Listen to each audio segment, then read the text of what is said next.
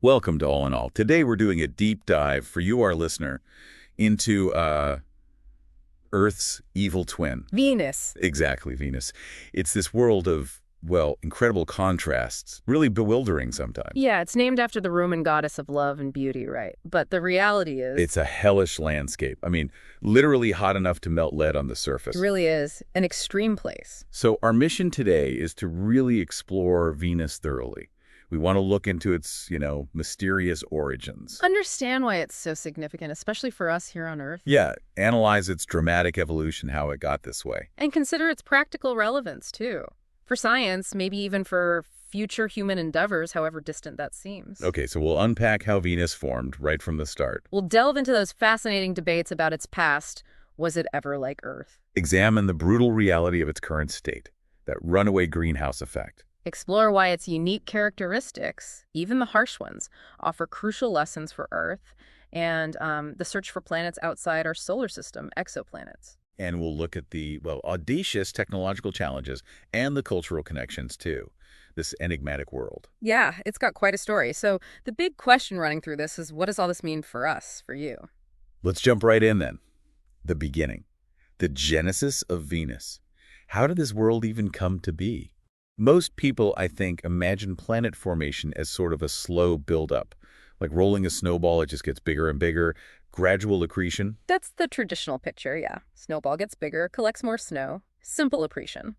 But recent research, some really groundbreaking stuff actually, suggests a much more chaotic, almost violent beginning for the rocky planets like Venus and Earth. More violent? How so? It's this idea called the hit-and-run return scenario. It really challenges that old gradual view. Hit-and-run return. Okay, break that down for us. Imagine the early solar system, full of these preplanetary bodies, protoplanets basically. They're whizzing around. Instead of just gently bumping into each other and sticking, think more like a cosmic game of billiards, but like super high-stakes billiards. Okay, cosmic billiards. I like that. So they smash into each other. They smash into each other, yes. But crucially, in this model, they often don't merge right away. They ricochet off, a hit and run. So they bounce. Even these huge planet-sized things. Exactly. They collide, maybe deform quite a bit, but they bounce off, still largely intact, flying apart again. But here's the key insight.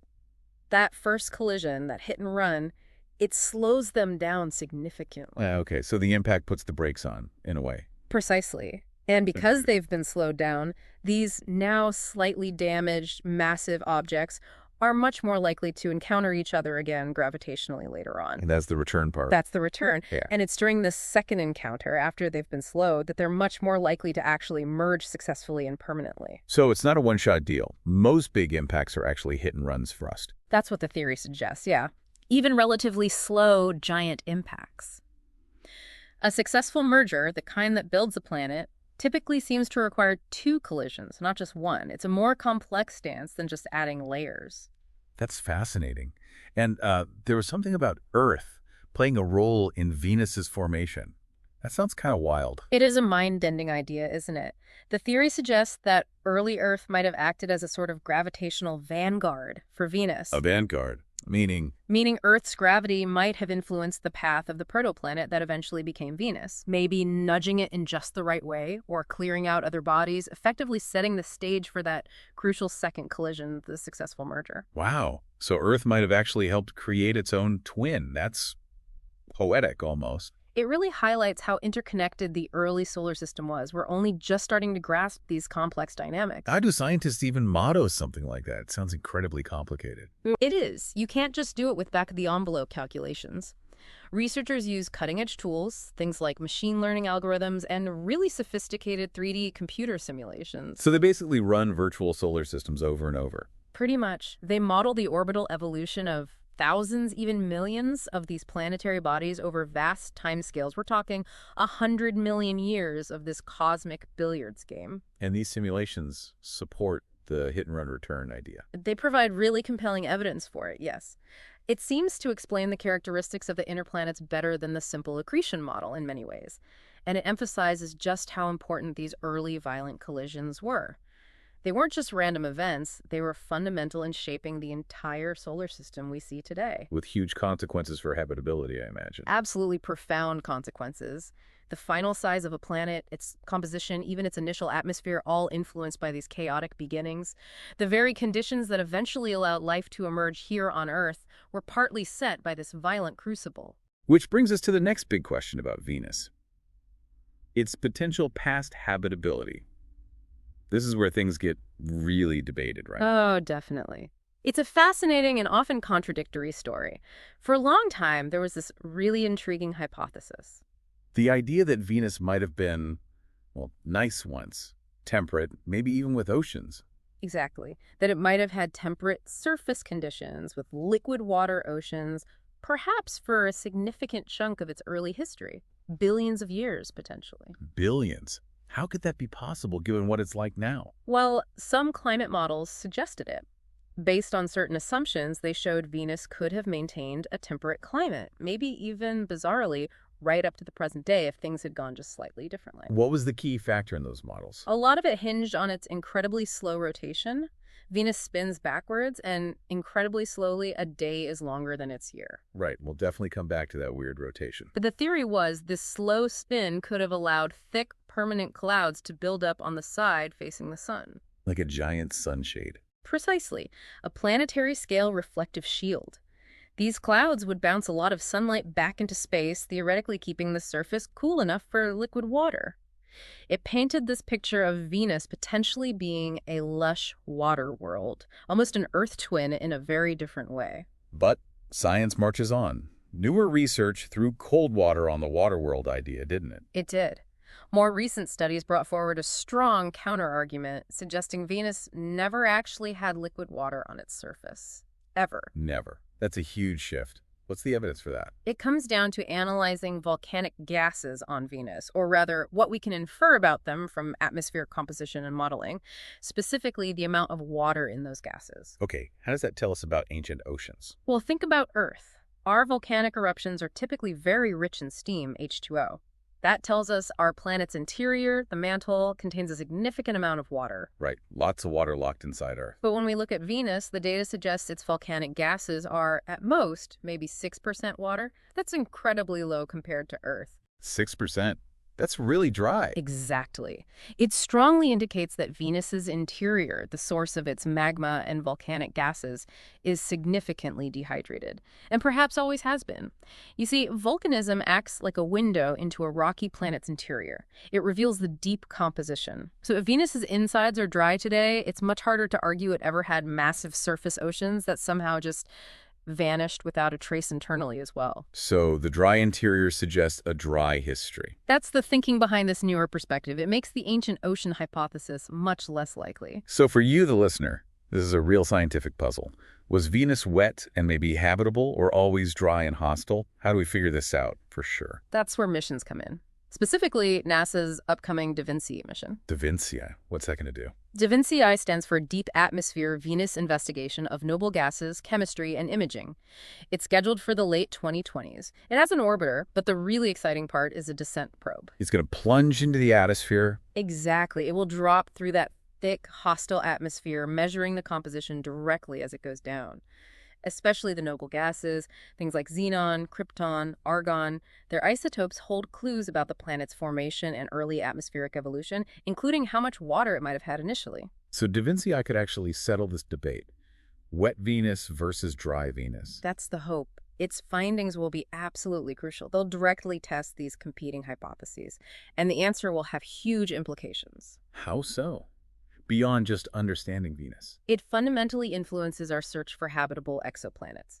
If Venus was once habitable, it means that planets in similar orbits around other stars, Venus-like exoplanets, could also potentially be habitable or have been in the past. It broadens the search parameters. That if it was always dry. Then those Venus-like exoplanets become much less promising candidates for life as we know it. We might need to focus our search elsewhere, on planets with different characteristics. So what Da Vinci finds could literally redraw our map of potentially habitable worlds in the galaxy. Okay, so the past water situation is a huge question mark. What about its geology? We know Earth has plate tectonics, which are super important for life here. Did Venus ever have anything like that? Another fascinating area of active research and debate, there's a recent study that suggests Venus might have had an early form of plate tectonics, something akin to what happened on early Earth. Plate tectonics on Venus. That would be huge. How did they figure that out? It was based on a combination of analyzing Venus's current atmospheric data, the composition, the pressure, and running sophisticated computer models of its long-term evolution. The models indicated that the specific mix of gases and the high surface pressure we see today could really only be explained if there was some kind of early crustal recycling mechanism, like plate tectonics, operating in its infancy. Why is that so important? Because on Earth, plate tectonics does so much more than just move continents around and cause earthquakes. It's fundamental to regulating the long-term carbon cycle. Right, pulling carbon out of the atmosphere into rocks and then releasing some back through volcanoes keeps the climate relatively stable over millions of years. Exactly. It's considered pretty critical for sustaining a habitable environment long-term. So if Venus had that early on, it makes its later divergence into a hellscape even more dramatic. Why did it stop? What went wrong? But wait, there's more recent geological news too, isn't there? Something about Venus still being active today. Yes, this is really exciting stuff. Researchers went back and reanalyzed old data from NASA's Magellan spacecraft. Magellan mapped Venus with radar back in the early 1990s. 30-year-old data yielding new secrets. That's the beauty of archiving data. And this reanalysis found compelling evidence suggesting Venus isn't geologically dead, as many had assumed. It seems to be still alive inside. Alive how? Like volcanoes erupting now? Potentially. The evidence points to signs of hot material rising up from the planet's deep interior, from the mantle, and actively shaping the crust from within. So how can they tell that from radar maps? They looked closely at these features called corona. They're large, sort of circular or oval, ring-like structures on the surface, almost like giant collapsed domes or blisters on the planet's skin. Corona, okay.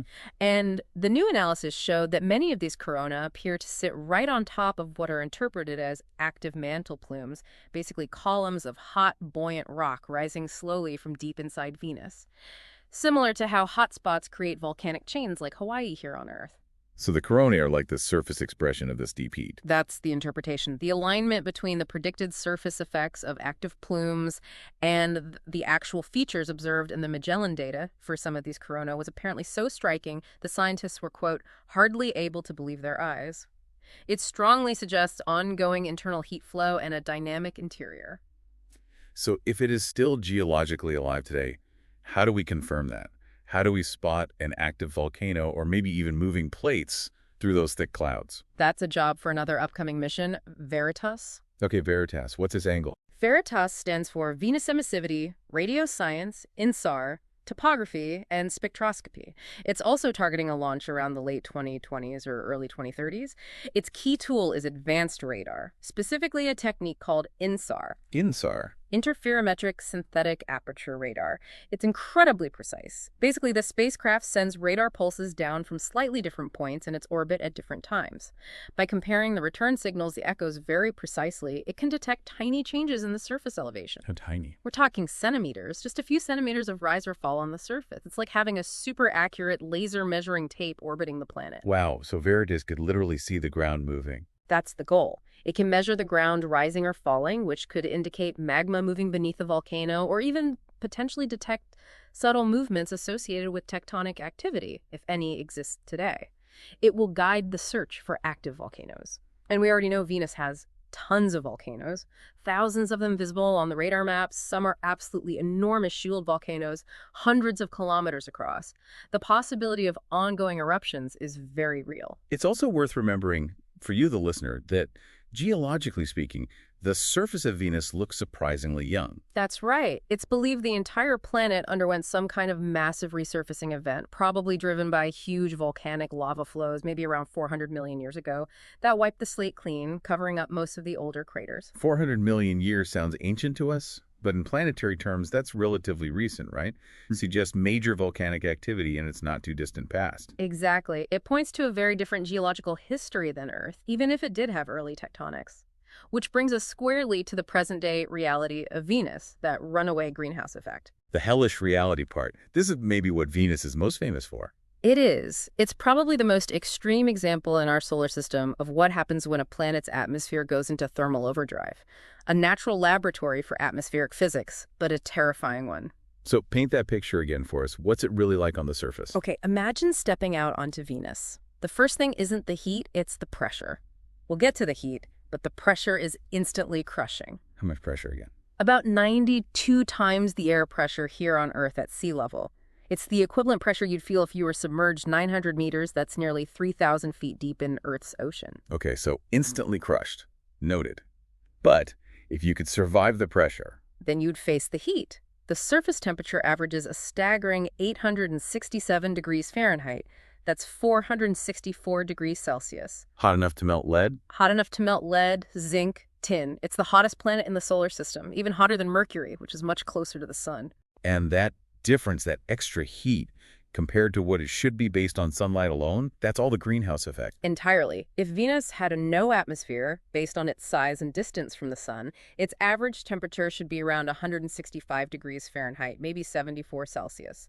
Still hot, but manageable for machines. So the atmosphere adds another 700 degrees Fahrenheit just by trapping heat. Yes, an incredibly efficient heat trap, which is why those Soviet Venera landers, marvels of engineering built like armored bathyscapes, lasted such a short time. How long did the best one survive? The record holder was Venera 13, which lasted 127 minutes, just over 2 hours in 1982 before it succumbed. Others lasted less than half an hour. And the pictures they sent back? Showed this dim, hazy, rocky landscape. Flat, broken rocks under a sulfur yellow sky, everything bathed in this oppressive orange light filtered through the thick clouds. And those clouds aren't water vapor. Sulfuric acid, right? Yeah. Nasty stuff. Yeah, clouds of concentrated sulfuric acid droplets. Highly corrosive. It's just an incredibly hostile environment from top to bottom. Okay, so the atmosphere's the key villain here. What is it actually made of? It's overwhelmingly carbon dioxide, about 96.5% CO2. Then there's about 3% nitrogen, and then trace amounts of other gases, including sulfur dioxide, which forms those acid clouds. 96.5% CO2. Compare that to Earth's atmosphere. Earth's atmosphere is less than 0.05% CO2 currently. It's mostly nitrogen, about 78%, and oxygen, about 21%. So a completely different world atmospherically. And that CO2 difference is linked to where the carbon is stored. Absolutely critical difference. On Earth, most of our planet's carbon inventory is locked up safely in rocks. Limestone, shale, chalk, coal, oil. It's stored in the lithosphere through geological processes and biological activity over millions of years. But on Venus, Nearly all of its carbon is in the atmosphere as CO2. It never developed the mechanisms like plate tectonics efficiently burying carbon, or oceans dissolving CO2, or widespread life turning CO2 into organic matter to sequester that carbon, so it just built up in the air. and that massive amount of atmospheric CO2 is what drives the extreme heat. It's the primary driver, yes. The sheer concentration makes its greenhouse effect incredibly powerful. So, remind us, how does the greenhouse effect actually work mechanically? How does CO2 trap heat so well? The basic principle is the same as on Earth, just massively amplified. The sun radiates energy, mostly as shortwave visible light. This light passes through Venus's atmosphere and heats the surface. Okay, sunlight heats the ground. Right. Then the heated surface radiates energy back outwards, but now it's in the form of long-wave infrared radiation, basically heat. Heat radiating back towards space. Exactly. But certain gases in the atmosphere called greenhouse gases, and CO2 is a very potent one, are very good at absorbing this outgoing long-wave infrared energy. They don't let it pass straight through into space. They trap it. They trap it. They absorb that heat energy, and then they re-radiate it in all directions, including back down towards the surface. This keeps the lower atmosphere and the surface much warmer than they would be otherwise. It's like wrapping the planet in a heat-trapping blanket. And you mentioned atmospheric layer models helping to understand the scale on Venus. How does that work? Right. For Earth, we can use a relatively simple one-layer model, basically treating the atmosphere as a single blanket, and it predicts our average surface temperature reasonably well. It accounts for a moderate greenhouse effect. But that doesn't work for Venus. Not even close. A one-layer model drastically underestimates Venus's surface temperature. Because the atmosphere is so thick and so rich in CO2, nearly all the infrared radiation coming off the surface gets absorbed very quickly within the lowest layers. So you need more layers in the model. You need many, many more layers. That absorbed heat warms the layer, which then radiates heat up and down. The layer above absorbs that upward heat, warms up, and radiates again. This continues layer by layer. Like passing the heat down through a stack of blankets. Exactly. To accurately predict Venus's scorching surface temperature, calculations show you effectively need a model with something like 111 conceptual layers. 111, compared to Earth's effective 1 or 2. Yeah. It just highlights how incredibly opaque Venus's atmosphere is to outgoing heat. Each layer traps and re-radiates the heat downwards again and again. It's an incredibly thick, incredibly efficient thermal blanket. Now, here's another Venus puzzle. Despite this intense heat and that super slow rotation where one side faces the sun for months, the temperature is apparently pretty uniform across the whole planet. Day side, night side, equator, poles. Roughly the same temperature. How? That's another consequence of that incredibly thick atmosphere. Yeah. Yes, the surface temperature is remarkably homogeneous. There are some variations with altitude. The tops of Venus's highest mountains, like Maxwell Mountains, are significantly cooler, maybe by 100 degrees Celsius or so, simply because they're higher up in the atmosphere. Okay, cooler mountains make sense. But why isn't the night side freezing cold and the day side even hotter? It's because the atmosphere itself is so massive and dense, it acts as an extremely efficient heat transporter. Think of it as a global heat distribution system. Like giant convection currents. Exactly. The atmosphere is constantly churning and circulating on a planetary scale, driven by the slight temperature differences that do exist. This circulation is so effective at moving heat around horizontally that it prevents large temperature gradients from building up between the day and night sides, or between the equator and poles. The sheer thermal mass smooths everything out. Plus, not much sunlight actually reaches the surface directly anyway. And that's the other factor. It's quite dim down there, like a very heavily overcast day on Earth. So there isn't enough direct solar heating at the surface to create strong day-night temperature contrasts in the first place. The atmosphere does all the heavy lifting of distributing the heat globally. Okay, let's circle back to that bizarre rotation. A day longer than a year, and it spins backwards, retrograde, compared to Earth and most other planets. What's the thinking on how that happened? It's still a bit of a puzzle, honestly, but the leading theories involve a complex interplay of forces acting over billions of years. It's not likely just one single cause. What kind of forces? Several key ones. First, you have gravitational tides from the sun tugging on the solid body of Venus. These tides tend to slow down a planet's rotation over long timescales. Okay, solar tides. Second, you have thermal tides within that massive atmosphere. The sun heats the atmosphere, creating bulges, and these atmospheric bulges themselves exert a gravitational torque on the planet. This atmospheric torque can actually work against the solar tide, trying to speed up or slow down the rotation depending on the details. So the atmosphere is fighting the sun's gravity, rotationally speaking. In a sense, yes. And then third, you likely have friction between the planet's solid mantle and its core. If the core and mantle rotate at slightly different rates, the friction between them can also dissipate rotational energy and affect the spin. So it's this incredibly complex balancing act between solar gravity, atmospheric effects, and internal friction. That's the current understanding. It's a delicate balance that, over billions of years, seems to have slowed Venus's rotation down to its current crawl and even flipped its direction. Flipped its direction? Or did it just slow down past zero and start going the other way? That's actually a really interesting possibility that some models suggest. Instead of the whole planet physically flipping its axis over, it might have slowed down so much that its rotation essentially stopped, and then these competing torques gently pushed it into spinning the other way, retrograde. It's mind-bending to think about. It really is. And it drives home that point you made earlier. That a planet's atmosphere isn't just a thin layer on top. It's an integrated part of the planet that affects absolutely everything, even how fast the planet rotates. It's fundamental to the planet's dynamics. One more quick thing about Venus's environment. Does it have a magnetic field like Earth to protect it from solar radiation? Good question.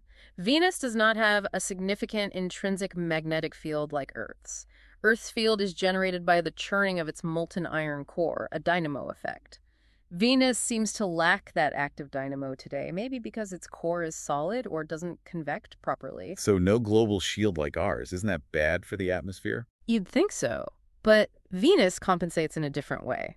It possesses an induced magnetic field. Induced? How does that work? What's formed by the direct interaction of the solar wind, that stream of charged particles from the sun with Venus's upper atmosphere, its ionosphere.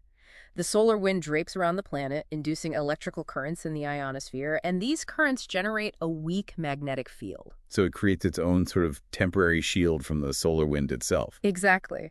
It forms a teardrop-shaped magnetosphere that deflects most of the solar wind around the planet. It's not as strong as Earth's, but it seems to be sufficient to prevent the solar wind from stripping away the atmosphere entirely, even over billions of years.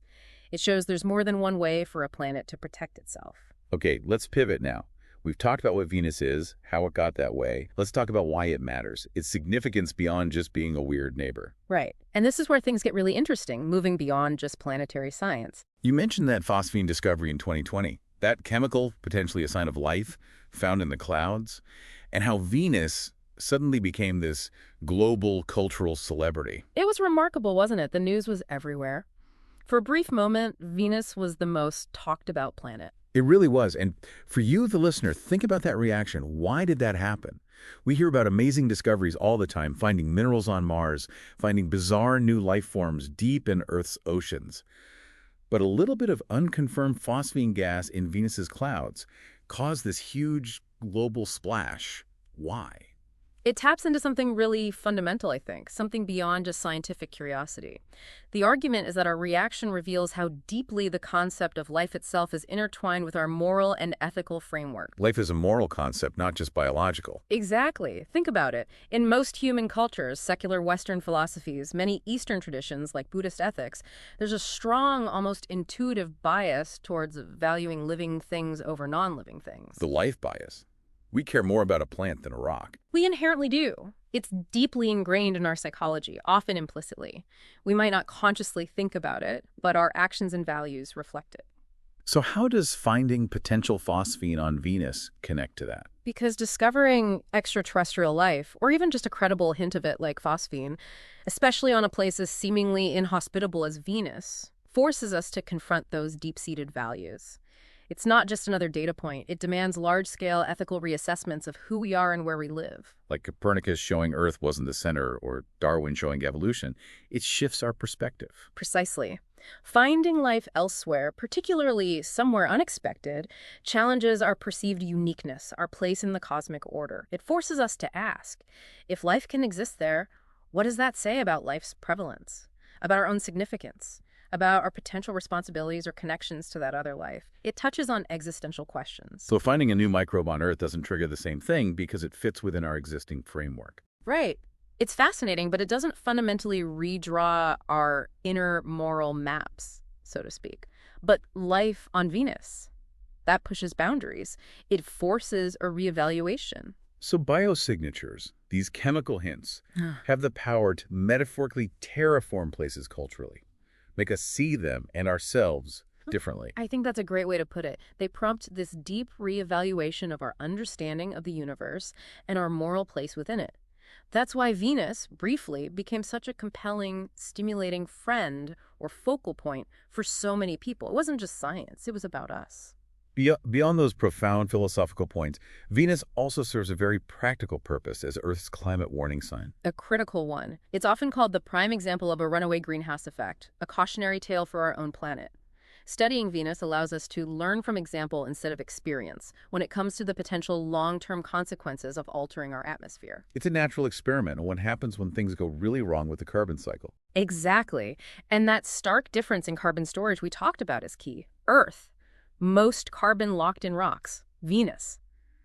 Most carbon in the atmosphere as CO2. And on Earth, human activities, primarily burning fossil fuels, have significantly increased the CO2 in our atmosphere already. We have. Since pre-industrial times, atmospheric CO2 concentrations have risen by over 40%, maybe closer to 50% now, which is a huge change in a very short geological time frame. And that's driving the global warming we're experiencing. So the crucial question for listeners, is Earth destined to become Venus? Are we heading for that lead-melting future? No, not directly. That's important to clarify. Venus is an extreme endpoint, reached under very different conditions over billions of years. Earth is unlikely to ever reach actual Venusian temperatures or atmospheric density. Wow. Several reasons. Earth is further from the sun. We have oceans that absorb CO2 and heat. We have active plate tectonics recycling carbon. And crucially, life itself plays a role in the carbon cycle. Long before Earth could ever physically resemble Venus, the climate changes would become utterly catastrophic for human civilization and most complex life. So the threat isn't becoming Venus, it's making Earth uninhabitable for us long before that point. Precisely. The lesson from Venus isn't about our ultimate destination, but about the devastating consequences of unchecked greenhouse gas emissions and the potential for positive feedback loops that accelerate warming. It shows how dramatically a planet's climate can change. And we're already seeing the impacts of our current warming, right? Absolutely. The science is unequivocal. We're seeing unprecedented rates of temperature increase globally, leading to more frequent and intense heat waves, wildfires and droughts in some regions, and more intense rainfall and flooding in others. Oceans are changing too. Yes. They're absorbing a lot of the excess heat, which leads to thermal expansion and contributes to sea level rise. They're also absorbing CO2, which causes ocean acidification, changing the water chemistry in ways that are harmful to marine life, especially organisms with shells or skeletons, like corals and shellfish. And sea levels are rising from melting ice as well. Yes, the melting of glaciers and the massive ice sheets on Greenland and Antarctica is another major contributor to sea level rise, threatening coastal communities worldwide. We're also seeing impacts on agriculture, ecosystem shifting, and increased risks to human health. And critically, even if we stopped all emissions today, the warming continues for a while. That's a crucial point. There's a significant lag in the climate system. Because of the heat already absorbed by the oceans and the long lifetime of CO2 in the atmosphere, global temperatures would continue to rise for several decades, and sea levels would continue to rise for centuries, even if emissions dropped to zero immediately. It highlights the urgency of action. Okay, so Venus is a warning. What about its role in helping us look outwards in the search for life beyond Earth, the exoplanet connection? Venus is incredibly relevant there, too. That fundamental question, are we alone, is one of the biggest drivers of space science. And the debate about Venus's past, wet or dry, feeds directly into that search. Directly. If Venus, a planet in the inner edge of our sun's habitable zone, could have been habitable for billions of years, it vastly increases the possibility that similar exoplanets found in similar orbits around other stars could also be habitable. It makes Venus-sown planets much more interesting targets. But if Venus was always dry and hostile, Then planets like it become less promising candidates for life as we know it. It suggests that the conditions for habitability might be narrower, perhaps requiring planets further out from their stars, more like Earth's position or even Mars's. It helps us refine where to look. and telescopes like the James Webb Space Telescope, JWST, are good at studying these kinds of planets. JWST is particularly powerful for studying the atmospheres of planets orbiting close to their stars, like Venus. When an exoplanet passes in front of its star, a transit, JWST can analyze the starlight filtering through the planet's atmosphere. Looking for chemical fingerprints, like water vapor, oxygen, methane, or maybe even phosphine. Exactly. Looking for biosignatures or assessing the general atmospheric composition.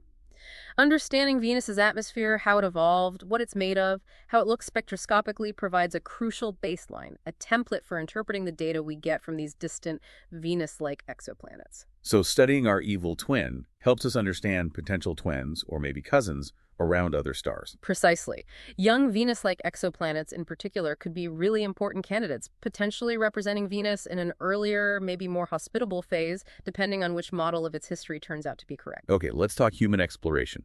Given the surface is, well, hell, are there serious ideas about sending people to Venus? It sounds impossible. Landing humans on the surface is, for the foreseeable future, pretty much impossible with current or near-term technology. The heat and pressure are just too extreme to survive for any meaningful length of time. But there's that other idea, the floating cities. Yes, the concept of aerial habitats, or cloud cities, floating in Venus's upper atmosphere. This has gained real traction in recent years, moving from pure sci-fi towards actual engineering concepts. Floating where exactly? Around an altitude of 50 to 60 kilometers, maybe 54 kilometers, about 34 miles, is often cited as a sweet spot. What's special about that altitude? Up there, conditions are surprisingly Earth-like in some key ways. The atmospheric pressure is about 1 bar, the same as Earth's sea level pressure. You wouldn't need a heavy pressure suit, just breathing apparatus and temperature regulation. 1 bar. Seriously, that high up. Seriously. And the temperature is much more manageable too, ranging from maybe 0 to 50 degrees Celsius, 32 to 122 Fahrenheit, depending on the exact altitude and location. Still needs management, but vastly different from the surface. Gravity is also about 90% of Earth's, 0.9 G, which is great for long-term human health. So temperature manageable, gravity almost Earth-like. That sounds almost plausible. Plausible in principle, yes. And there's another huge advantage Venus offers at that altitude compared to, say, Mars. Which is? Radiation protection. That thick atmosphere above the habitat layer provides excellent shielding from harmful solar and cosmic radiation. On Mars, radiation exposure is a major long-term health concern for astronauts, requiring heavy shielding for habitats. Venus offers natural protection. Okay, that's a big plus. Any other potential benefits? Well, the atmosphere itself is a resource. It's mostly CO2, but there are trace amounts of nitrogen, water vapor, and sulfuric acid, which contains hydrogen and sulfur. These could potentially be extracted and used. Used for what? You could potentially generate breathable air, oxygen from CO2, produce water, combining hydrogen from sulfuric acid with oxygen, and maybe even create rocket fuel like methane, combining carbon from CO2 with hydrogen for return trips or further exploration. Plus, at that altitude, the atmosphere rotates much faster than the planet itself, meaning a floating habitat could potentially stay in continuous sunlight, which is great for solar power. Continuous daylight and usable resources. Okay. But the challenges must be astronomical. Oh, absolutely colossal. First, the cost would be immense, likely far exceeding even missions to Mars. Developing the technology for a large, long-term, buoyant habitat that can withstand the acidic environment, even at altitude, is a huge undertaking. And keeping people alive up there. Requires perfectly stable, closed-loop life support systems, recycling every bit of air, water, and waste with near 100% efficiency. That's incredibly difficult even in controlled environments on Earth, let alone in a floating city decades of travel time away. Then there's the challenge of station keeping, ensuring the habitat stays at the right altitude and location. And public perception, too, I imagine. Sending people to float above hell. Public perception and political will for such high-risk, high-cost, long-term endeavors are always major factors. And the engineering feats required for buoyancy, stability, self-repair, and self-sufficiency are just staggering. So are we actually doing anything now that moves towards this vision? Any precursor missions? We are taking steps. Da Vinci and Veritas will give us crucial atmospheric and geological data. There are also concepts being explored, like NASA's HAVOS, High-Altitude Venus Operational Concept, which outlines a phased approach starting with robotic atmospheric explorers and potentially leading to crewed missions decades down the line. Experimental missions involving balloons, like the proposed balloon mission concept, aim to test deployment and survival in the upper atmosphere, perhaps even searching for signs of microbial life in the clouds. And what about the specific technologies needed? Are people working on heat-resistant electronics or special materials? Yes, there's ongoing development driven partly by the Venus Challenge. Things like silicon carbide electronics that can operate at extremely high temperatures, hundreds of degrees Celsius, potentially useful for probes or even surface systems if we ever get there. What else? Specialized thermal batteries designed for high-temperature operation, advanced cooling systems, both active, like high-pressure Freon loops, and passive, like highly reflective ceramic coatings. New communication methods, maybe using infrared waves that can penetrate the thick atmosphere better than radio. Material science is key, finding materials resistant to corrosion from sulfuric acid over long periods. So the dream of humans on Venus, or at least above Venus, it's incredibly ambitious, maybe centuries away, but the steps are being taken. It's a very long-term vision, certainly, but the exploration we're doing now and the technologies being developed are laying the essential groundwork. Each mission teaches us more, pushing the boundaries of what's possible. It's about incremental progress towards an audacious goal. Okay, shifting gears completely now. Let's look back, way back. Venus in culture, in history.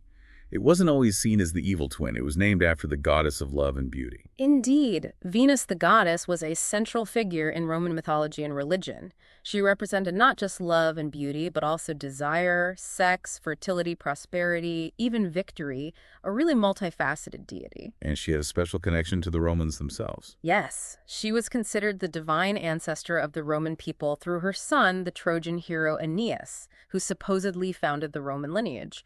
Figures like Julius Caesar even claimed direct descent from Venus to bolster their divine right to rule. She was deeply woven into their identity. Were there specific festivals for her? Oh yes, several. One interesting one was the Veneralia, celebrated on April 1st. April Fool's Day was for Venus. Sort of. It honored Venus Verticordia, whose name means Venus the Changer of Hearts. Her role wasn't about wild passion, but about guiding Romans towards traditional virtues in relationships and marriage, persuading them towards propriety. So even the goddess of love had a role in upholding social norms. Exactly. And, of course, the name of the day, Friday, comes directly from her via the Norse equivalent Freya, but ultimately linked back to the Latin Dies Veneris, the day of Venus. These ancient planetary associations are still embedded in our week. It's just so ironic, isn't it? This goddess of beauty and fertility linked to this scorched, barren, acidic world. The contrast is stark. And it's funny how early science fiction, before we knew the reality, often depicted Venus in line with the mythology as a lush paradise, a jungle planet, or a world covered in oceans. Like C.S. Lewis's Perelandra, a vibrant, watery world. Exactly. Our understanding has evolved dramatically from myth and hopeful speculation to the harsh scientific reality. Speaking of science, Venus played a huge role in astronomy historically, didn't it? Through the transits of Venus. Absolutely pivotal. These events where Venus passes directly across the face of the sun as seen from Earth are quite rare. How rare? They happen in pairs, 8 years apart, but then there are gaps of over a century between pairs. The pattern repeats every 243 years. So witnessing one is a special event. And why were they so important historically? Before space probes, observing a transit of Venus was the best way to determine the scale of the solar system, the astronomical unit, the distance from the Earth to the sun. How did observing Venus crossing the sun tell us the distance to the sun? It used the principle of parallax. By timing exactly when Venus started and finished crossing the sun's disk from different widely separated locations on Earth, say one in the northern hemisphere, one in the southern, astronomers could measure a tiny difference in the path Venus appeared to take across the sun. Like holding your finger up and looking at it with one eye? Then the other, it seems to shift against the background. Exactly that principle. Using trigonometry on that tiny measured shift, knowing the distance between the observation points on Earth, they could calculate the distance to Venus. And once you know the distance to Venus accurately, using Kepler's laws of planetary motion, you can figure out the distance to the sun and the scale of the entire known solar system. Wow. Huge international scientific efforts went into observing these transits in the 18th and 19th centuries, right? Captain Cook's voyage. Precisely. They were major scientific undertakings. And even the most recent transits in 2004 and 2012 were scientifically valuable. Even though we know the scale of the solar system now. Yes, because they provided a perfect opportunity to refine the techniques we use to study exoplanets. Watching how Venus's atmosphere affects the sunlight passing through it during a transit helps us calibrate our methods for analyzing the atmospheres of planets hundreds or thousands of light years away. It's a fantastic local laboratory for exoplanet science. And finally, Venus exerts a gravitational pull on Earth too, influencing our planet in subtle ways. It does. It's part of the intricate gravitational dance of the solar system. Venus, along with the giant Jupiter and to a lesser extent Mars, plays a role in the long-term cycles of Earth's orbit and tilt, known as the Milankovitch cycles. Milankovitch cycles. Those affect Earth's climate over long time scales, ice ages and things. That's the theory, yes. These cycles involve slow variations in the shape of Earth's orbit, eccentricity, how circular or elliptical it is, the tilt of Earth's axis, obliquity, and the wobble of the axis, precession.